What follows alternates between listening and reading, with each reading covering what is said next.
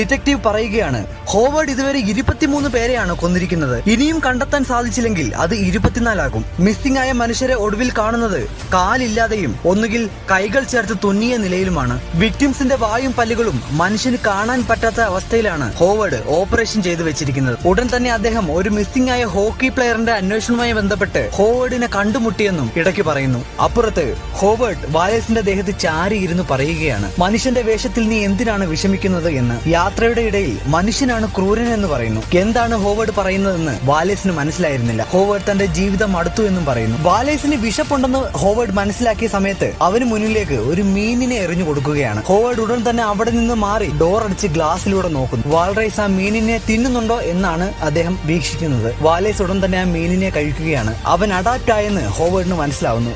അങ്ങനെ ആലിയും ടെഡിയും ലാ പോയിന്റേയും കൂടി വാൽറസിനെ സെർച്ച് ചെയ്തിറങ്ങുന്നു.